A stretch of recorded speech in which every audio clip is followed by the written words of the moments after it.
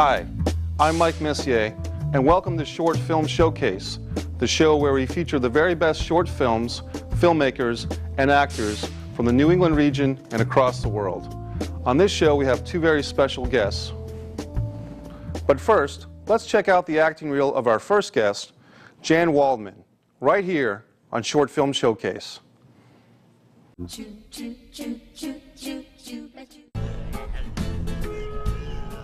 Mommy, look! It's a mummy! That's nice, sweetie.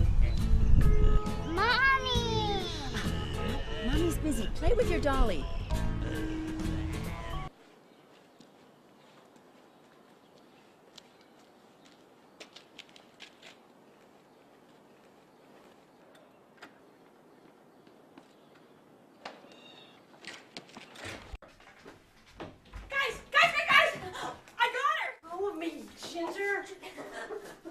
How was your day, honey? All right, I guess. Well, how are classes going? Fine. You sure you feel all right? You look a little pale. Well, there's this bully at school. Your father's right, but you shouldn't get into fights. I don't want you getting in any trouble at school. Norwegian explorers Helga and Ann Ingstad began searching for the unknown location of Vinland. After a local fisherman showed them the remains of turf huts in Newfoundland, they were able to pinpoint the exact location of a settlement.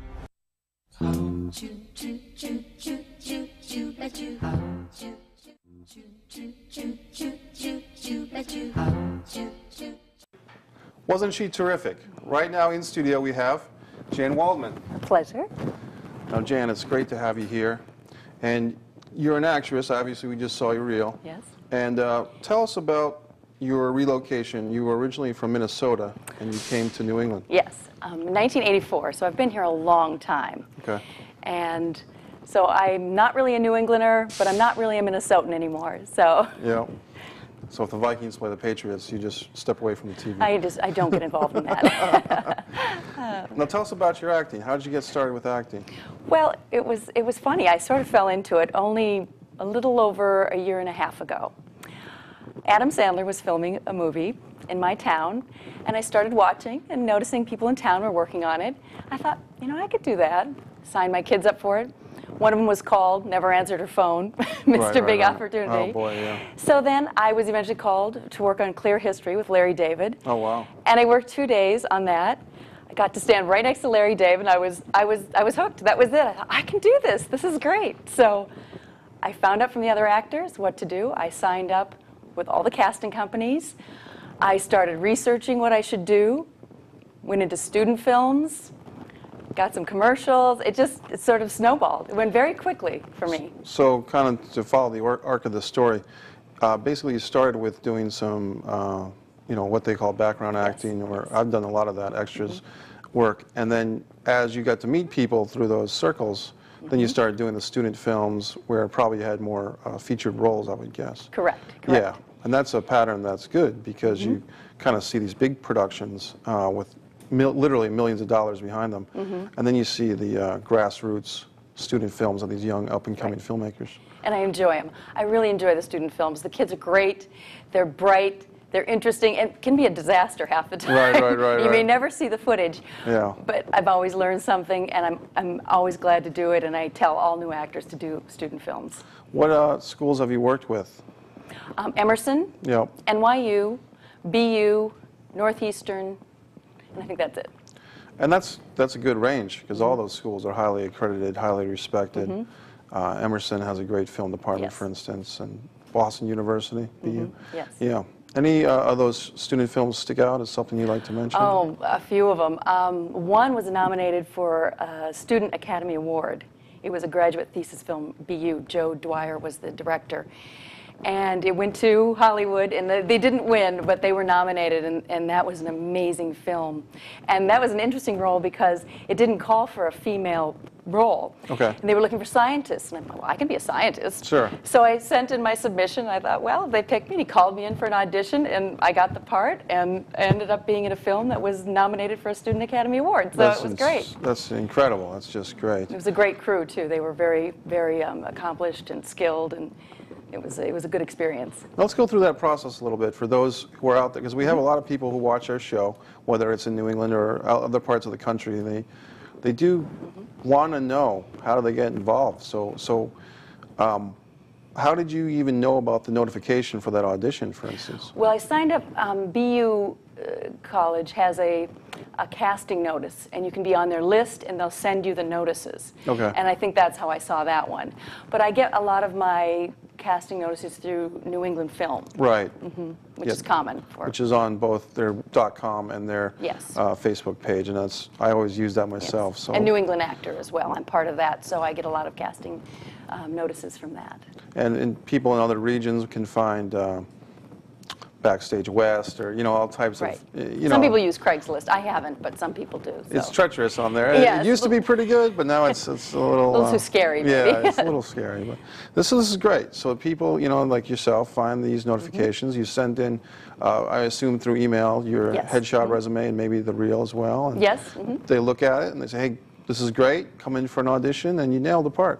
That's right. It's now, great. As an actress, when you go out for an audition, I know all situations are a little bit different, but how do you prepare for that? How do you prepare to go for an audition? Do they send you what's called the sides first? Or? Well, if they send the sides, I read them. If they send the script, I read the whole script, because I try to get a feel for what my role is about.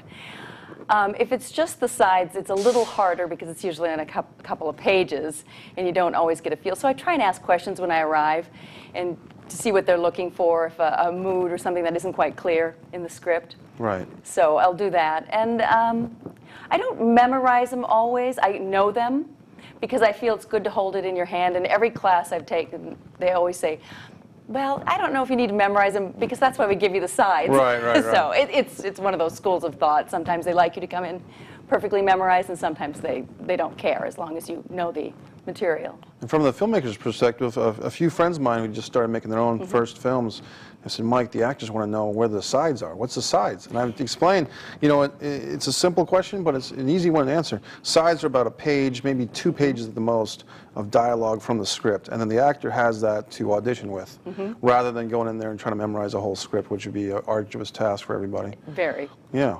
Well, I have a good side story. My very first audition, it was the NYU student film, and I had contacted the director, very talented. I'd looked at her work. She was amazing. Was filming in Boston. And I hadn't had any speaking lines. And so I said, oh, if you need background, I'd love to work on your film, because I just thought she was so amazing. And she goes, well, will you try out? And she sent me the sides. So I didn't know what sides were. Right. So when I got there, they were filming me, and they said, well, read your name into the camera. And I said, her name was Maria something. And I said, and it said, Maria Sides. I think it took all it had for them not to fall off their chairs at my inexperience. But I didn't get the part, and she ended up hiring an actress from New York. But she did call me, and I did work background for that film, and she just had her screening, and it was a phenomenal film. So that's great. Yeah, that's so it all worked out. It's just everyone's got to start, and whether it's a filmmaker or myself or you, we all start somewhere, and then we learn these things. Correct. And it's just an interesting experience for us all. Because there is no rule book or guidepost book or anything. There's no Yoda telling us how to be Luke Skywalker. So to speak. Well, I think the best thing that has served me is that I just use all those rules our parents taught us. Show up on time, do what you're told, and do it to the best of your ability. And I find that has taken me quite far in less than a year and a half. That's great. So, tell us about some more experiences you've had. Well, another great one was a movie an indie film by Sylvia Kovachev. She wrote and directed it, and it's called Moments from a Sidewalk. And it was just finished, and it's being submitted to film festivals all over the world right now. Nice. It was wonderful because she paid all the actors, she paid the crew. Wow. And she found me on New England Actor, and I sent in an audition, and I got it. And I didn't think I did, because I just, how it goes. Sometimes the video auditions can be a little more difficult. Right. And I got the role, and I play a wealthy Bostonian woman who befriends a homeless girl. That doesn't give away anything. But so she is just now submitting this all over the world. So we don't know where it's going to be accepted, so we'll see. Well, but that was really a really good experience with a professional background setting. That's awesome. Yes, that was a good one. Very cool. What else? Tell us more. Well, I'm also working with Seth Chitwood. Oh, yeah. You probably know Seth, from Angelwood Pictures. And I'm working production behind the scenes. I'm helping him for about 10 days in July, just helping him with casting and wardrobe and everything that, as you know, entails, and getting it set up and contacting the actors. And I really want to learn every angle of this business. I helped him with some casting and the behind the scenes, and I really feel it makes you a better actor to understand every component, you know, the lighting, the camera, the time it takes to put together all the paperwork that needs to be done or sent out to the actors. Yep. And then the back and forth with the actors, if they're confused or am I here today, am I here tomorrow, you know. Right. And it's really good to see all sides of it for me. I think it's a great idea because like you just appreciate that everybody on the set, from the gopher, if there is a gopher, or production assistant, to the director, to the producers, are all working hard. Whether it's a student film or a major motion picture, everybody's working so hard on these things. And now you're getting that glimpse into that and that experience more so.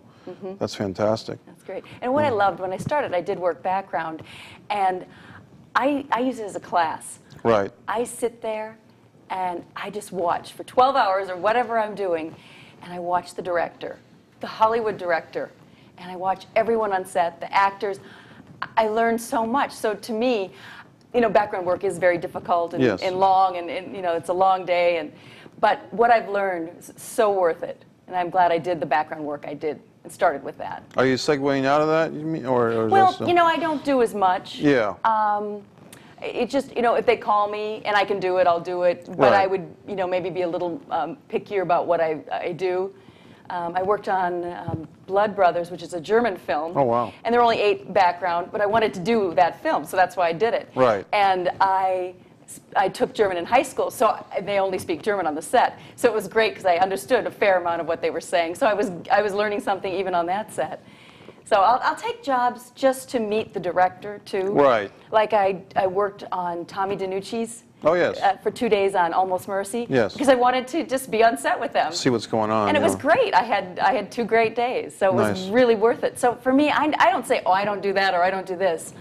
I do things that I feel can make me, that I'm able to meet someone, or I'll learn something, or make connections. Have a good experience. Exactly. And each case is different. You might get called in for a Hollywood movie to do backgrounds, and some of these scenes, you know, they need 500 people, 1,000 people. For some of these, you know, say a boxing match, they need to fill up the arena, something like that.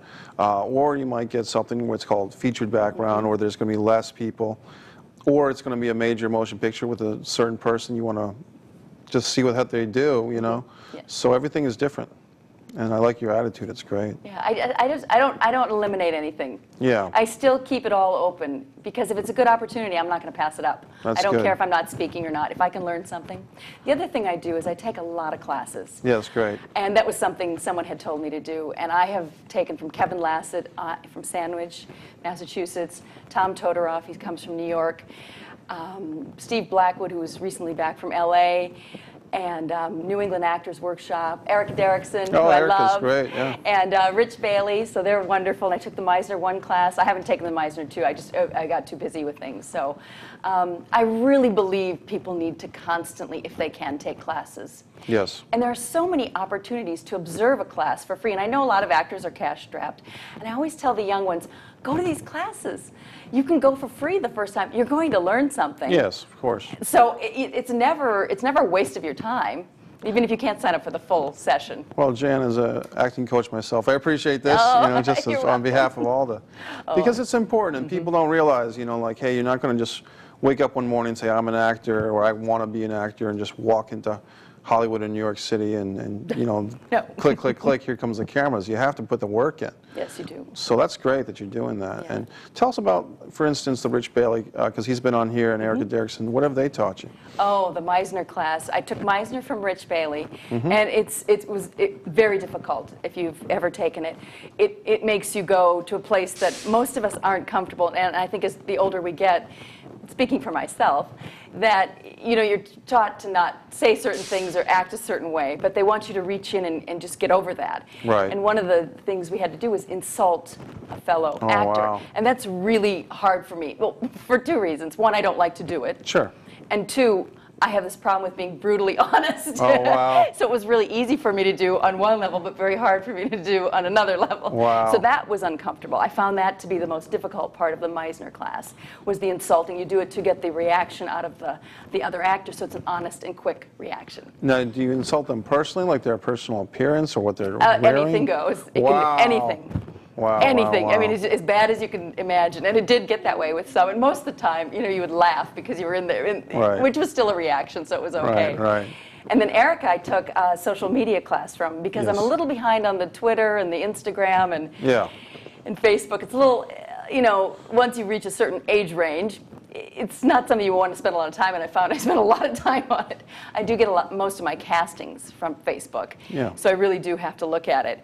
But it was great. She took away some of the restrictions I had about, you know, putting yourself out there. Right. You have to be careful. You know, you can't do too much, but you need to make yourself available if you want any feedback or if you want to be connected to people. Make a human connection. Yes. I think we were in the same class, as a matter of fact. Oh, yes, you were there. I That's was there. right. I was there. I thought it was very good. It was very good. And I learned a lot. Now, you probably are far more savvy than I, so did you? I learned some tricks from Erica Derrickson. Yes.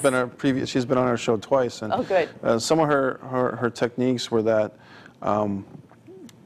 one little thing is to post photographs with your Facebook updates, because if you just post, like I like to post these questions, Right. these existential questions Right. about anything, just to get attention and just to get a little thrill. And so now I try to post a little photograph, even if it's a non sequitur photograph, for some humor.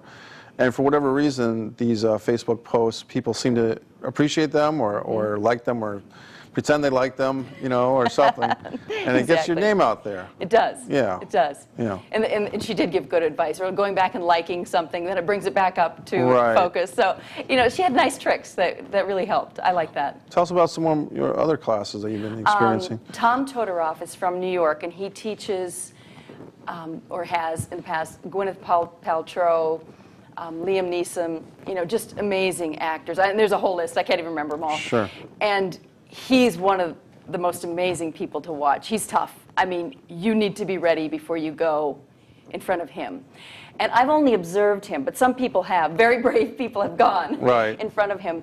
He has a theatrical side, so some of his critiques are theatrical, and if you're not theatrically trained, I think people ran into an issue with that. Like he'd say, keep your body facing, you know, and your Right. voice has to be you know, to the farthest person in the building. Yes. And we don't always have to do that with film because the mic picks it up. So we don't always have to be doing that. And I could see some actors ran into trouble and critiques with things that they maybe weren't familiar with. Right.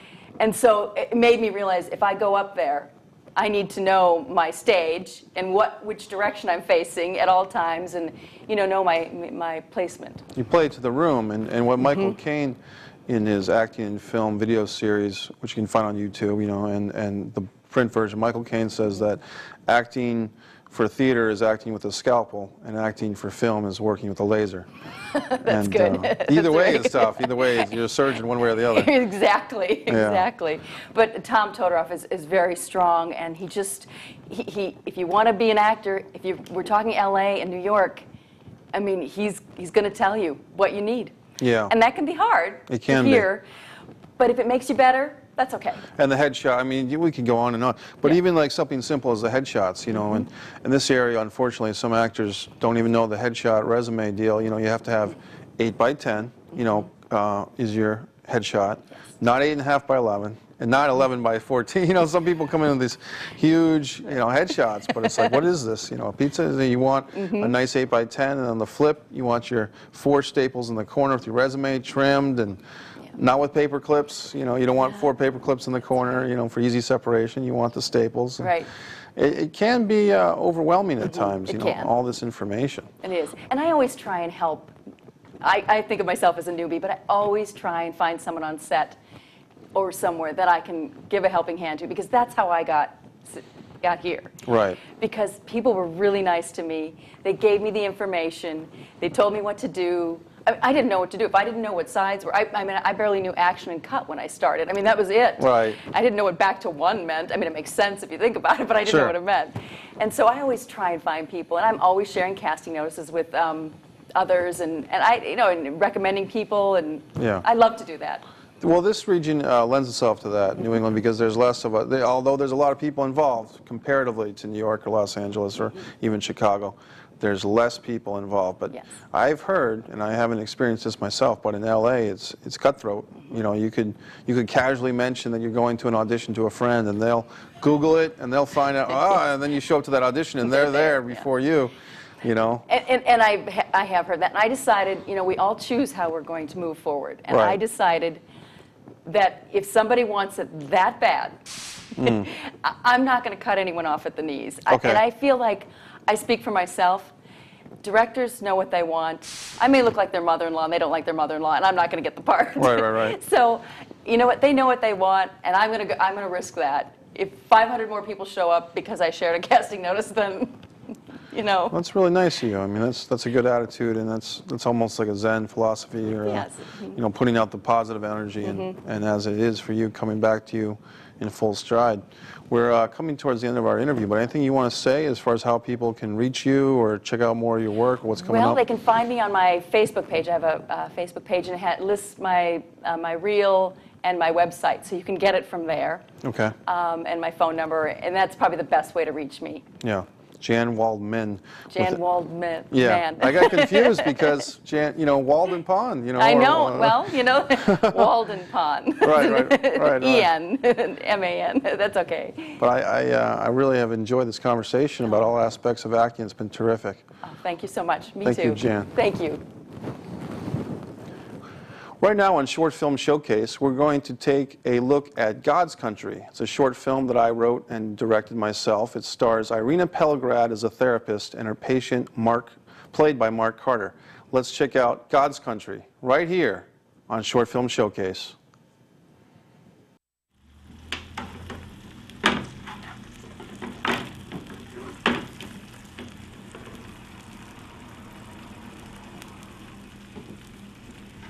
Who said Calgary is God's country? Breaking the girl, breaking apart, and breaking laws. I introduce to you the one and only Eddie Paws. I walk among you, silent in my presence. Nobody recognizes me. Nobody knows that I am here. What I've done in the past. Lives owe themselves to me. Eddie's been to rehab for things he hasn't done. He just wanted to be prepared in case he ever got an addiction. But he has one problem. Pet peeve. Tiny vice. You see, he plays, but doesn't ever play nice. This universe depends on me. Eddie's been in a place so nice to be. A rainbow office of confrontational therapy. Not in what you see as me. Where you don't have to be right or wrong. You just gotta be. This is a shell, a container. I'm the box many gifts are in. And everybody's crazy. Just a little crazier than me.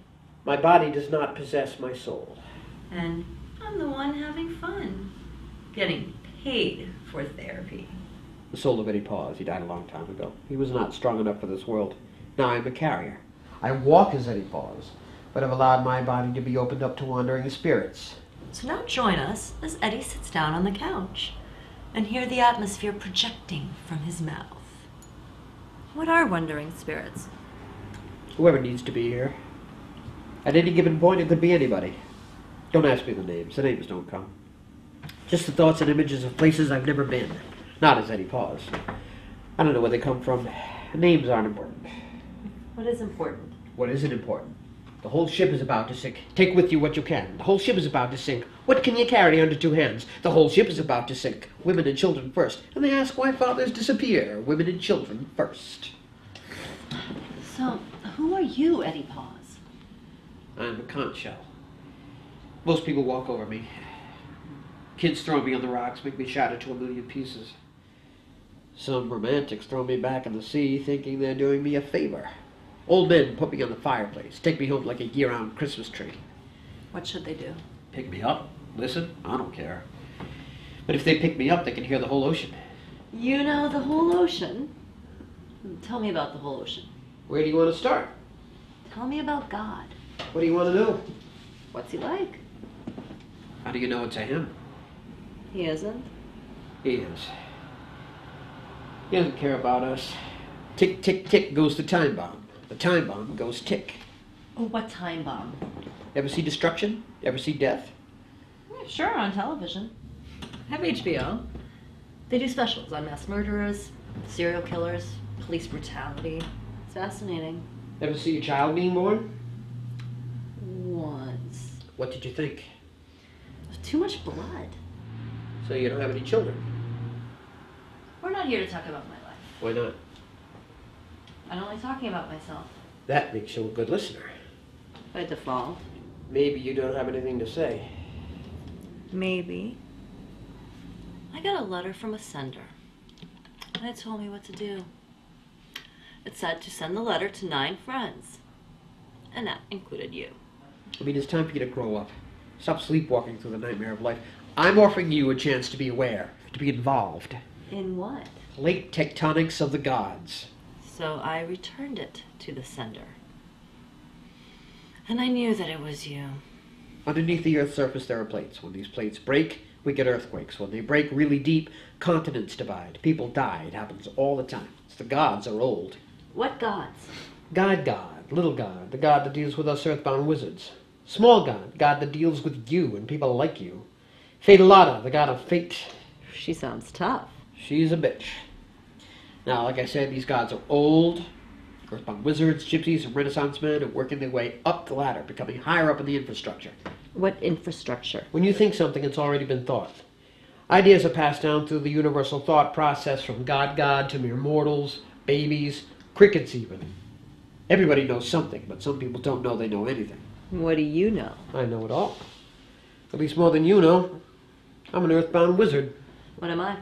I guess something higher than a cricket, lower than a baby. I'd say a genius. A genius is lower than a baby? Geniuses are arrogant and comfortable, so they decide to stop learning. They become experts. Nobody knows less than an expert. Your rank is not how smart you are, but how smart you might become. A baby's just begun. And God is the smartest? Yes. So he really knows everything. Yes. So he really can't learn anything. Yes. Then God is an idiot. He can't learn anything. He's got nothing left to learn. No more horizons to expand upon. Except about the failures of man. Those are endless. Tell me about the infrastructure. Yes. Plate tectonics of the gods. People are climbing their way up. Renaissance men, earthbound wizards, gypsies, they all aspire to godhood. Some have reached it, created a niche, reached a cult. Aren't cults bad? Don't try to fool me. You'll never be more than a genius. But I proved God is an idiot. No, you proved God is an idiot. What's the difference? God is active in our lives. Far removed, high up in the food chain, but still active, very active. You can feel him. And just regular God? For most people, he doesn't exist. He's retired, like the memory of a bad uncle. And that's for most people? But not me. God wants me dead. How do you know? Because God's making me suffer. Why? Because I made a deal with the devil. The letter said that I was in love with myself. And that self-love is no good for mental health. It was about my career. The devil told me if I gave it everything, he would give me more in return. How did the devil tell you this? So I got angry, and I hated myself. He came to me in a dream. He looked like my father. Then I burnt the letter and felt much better about myself. Do you think your father is the devil? I never gave my father a Father's Day gift. I think that's pretty cruel. Did you call him? Yes. Well, that's good enough. But in this dream, if the devil said you gave it everything, you would get more in return. That doesn't make any sense. How can you get more than everything? Because what I'm giving you is just inside of me, my head, my mind, and that's a lot. But the world is bigger than my head, so the devil said if I gave up what was inside of me, expose it, I would be returned with great riches, great fame, great women. Sounds great. So what's the problem? God's the problem. Really? Yeah, he's... Not really into people who make deals with the devil. Even in a dream? Even in a dream. Even if I didn't really make a deal with the devil, God knows I was willing to. The intent was there. I've been getting looks from people. What people? Everyone. In bookstores. It's like I sit down to have a coffee and I can just feel this buzz all around me. Some people know. I've decided I wasn't meant to be an American. The voices were telling me I wasn't meant to be an American. What voices? My voices have choices, nice ones too. So many things to do, without me or with you. My choices of voices, nice ones too. Oh, you were saying about being an American? I don't think I am an American. I don't think I ever was one. Were you born in the United States? Yes. Then you're an American. No, not literally. I mean, there are starving people in this country, right? Yes, I'm afraid there are. Shouldn't they be Ethiopians? I don't follow. They're drunks here, right? Yes, there are. Well, shouldn't they be in Ireland, where they belong? You know I'm part Irish, right? I'm sorry. Sorry for what you said, or sorry that I'm Irish? And there are whores and drug addicts in this country, right? Yes. A place called France for them to dance. What about America? Who is meant to dance here? Who was America created for? Liars, thieves, and politicians. Those that don't pray but believe in superstitions. Pick up a penny only on heads. How did George Washington sleep in so many beds? And everyone's questions are muted by meds. So I guess you're above all this. Where are you supposed to be, Mr. Eddie? Canada. You see, I'm a calm and peaceful person. I try to be like Jesus, calm and peaceful. Oh, you know, Jesus wasn't calm and peaceful all the time. He spoke with strength and conviction, and he did scare a lot of people. I believe in strength through passivity. The sharks eat the minnows, and then the sharks get so full and bloated they drown. Or float to the shore? Very good. You know who survives? The middle-sized fish. The middle-sized fish is the intelligent fish, watching the battle, standing behind it, picking the moment, striking when others are vulnerable. You know what the United States is? It's the shark. And we've been programmed to feed the shark minnows, minnows, minnows, minnows, and they'll all go down. The Middle East first, then Europe, then Asia, until finally, who you'd least expect, Mexico. Poor, starving Mexico. Fat red, white, and blue shark will bloat up, and you know who's gonna strike? Jesus? No, Canada. Canada is the middle-sized fish. And by that time I'll be in Calgary, calm and peaceful, probably spending my days as an artist and my nights gathering inspiration in the city. I'll be in a men's club. Canada is the home of the classiest men's clubs in the world, watching the most beautiful women in the world disrobe. This is your fantasy? This is my reality. One unsuspecting night, I'll be with a Nova Scotian, taking liberties on my lap with my third eye on the high-definition television. Between some beautiful lady's breasts, I'll catch a glimpse of a TV network devoted exclusively to hockey. A game exquisite year in and year out, unlike your American baseball, which can only generate heat with a rigged home run derby. The hockey will be disrupted, though, by a special news report by the calm, peaceful Canadian Tom Brokaw, who'll say, "We regret to report the shark has sunk. Full report at 11A. Now back to hockey." And for a second, maybe 5 full Canadian minutes, us fine Canadians, us fine Calgarians, will pray for the rest of the world. For the families and friends we left behind. For the sharks and minnows that didn't listen to Canada's wail. The silence will kill us. Some of the dancers will begin to cry. But then we'll hear a voice.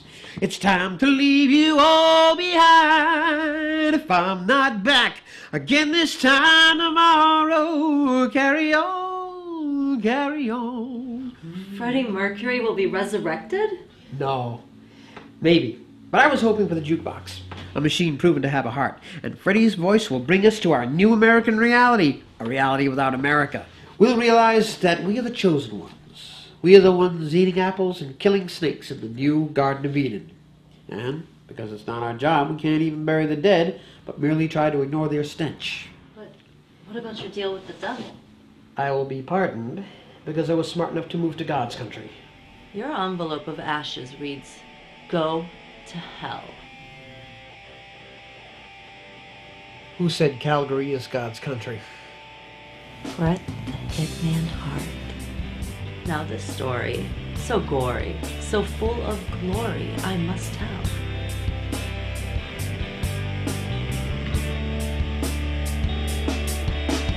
All this time, we've been living with our fears, just you and me. government. But now is the time to set things right with you and me and the government. And we know it won't be long, won't be long, since we know that something's wrong with you and me and the government.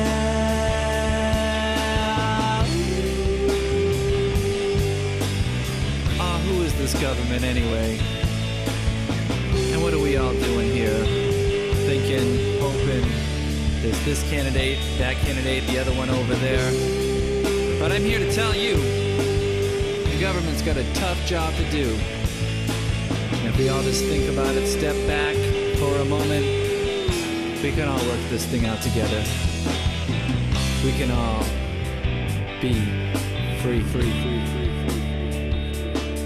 This love affair is the only thing I know.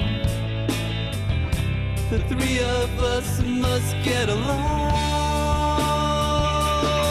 'cause now is the time to set things right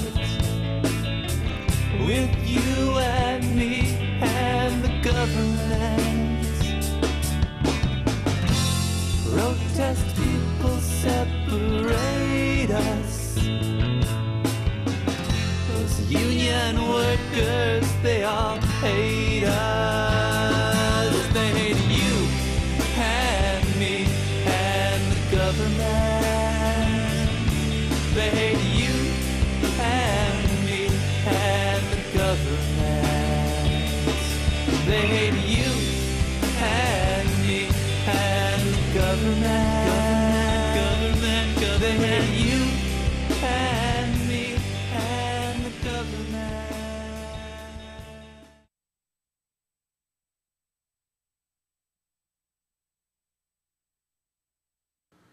That was God's Country, a short film that I wrote and directed myself right here on Short Film Showcase.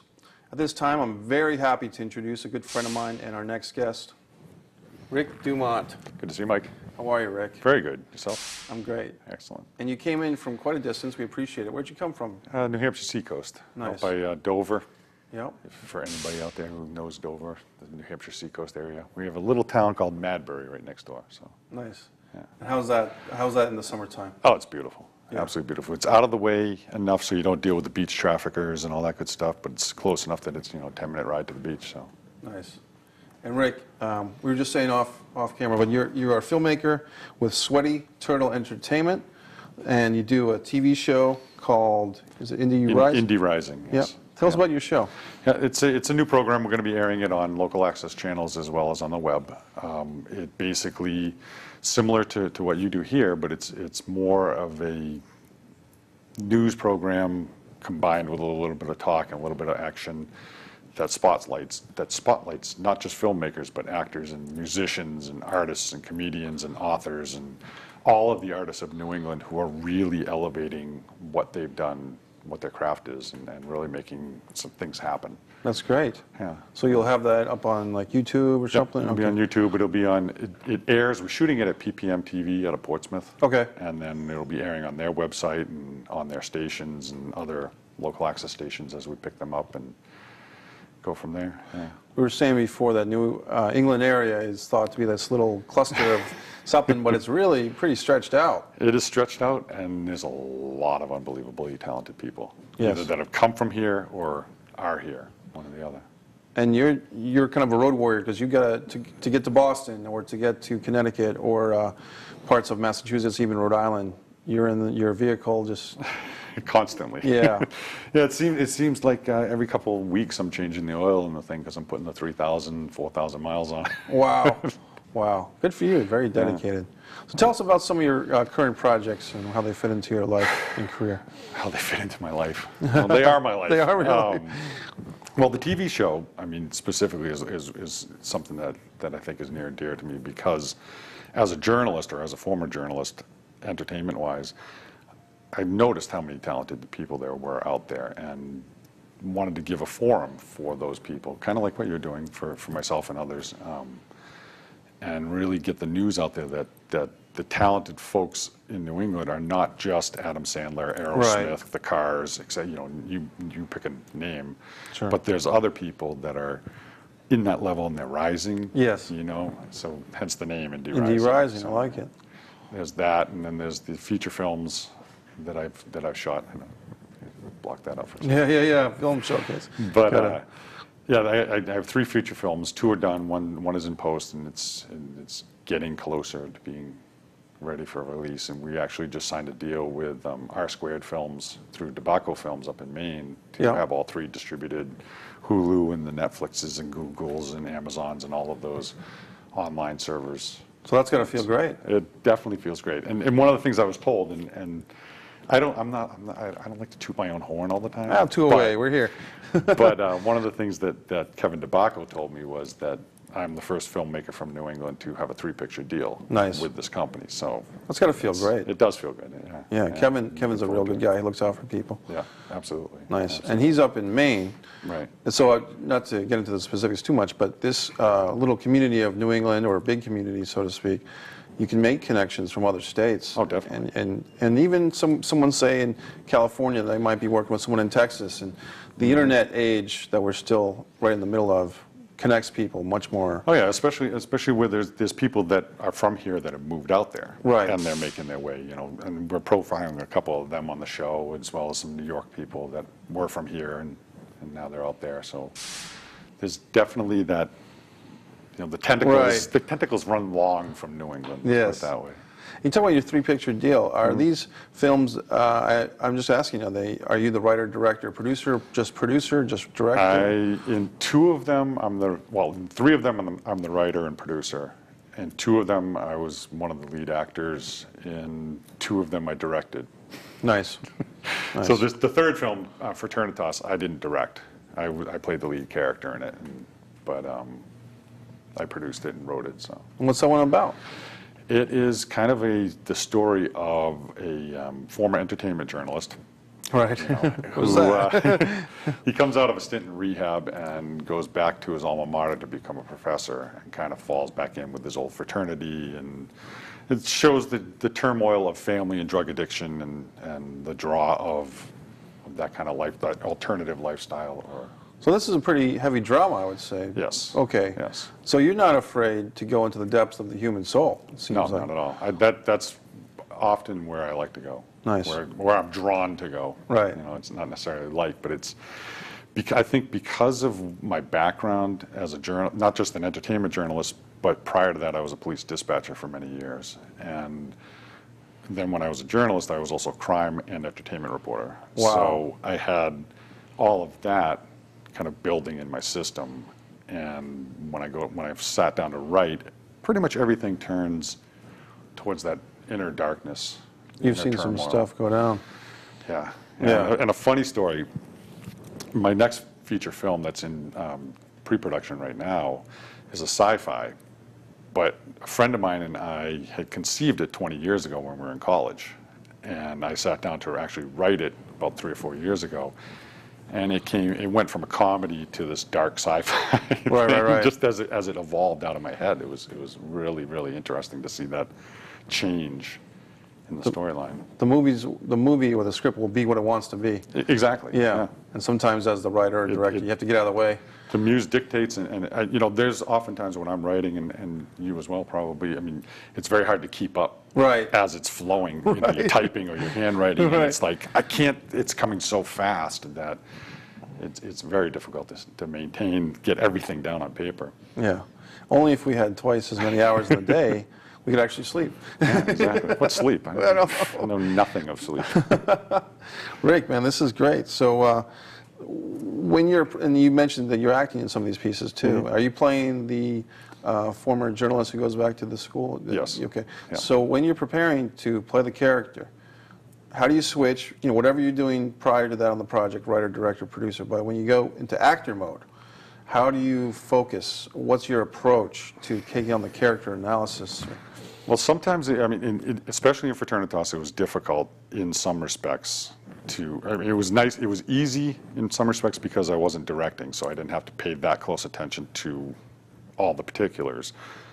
But at the same time, being the producer and being the, the visitor, welcoming all the actors to be on, that were in the scenes, et cetera, that was part of in my head. But I would take time, especially for the more dramatic points, to step aside and go away and hide for a little while and kind of just get within myself and think about why I wrote the scenes the way they were written and what they were all about and how they need to be portrayed and the emotional impact. Because a lot of it stems from my experience in college, that particular story, and my experience as a reporter, but more so, it's kind of my atonement film, Okay.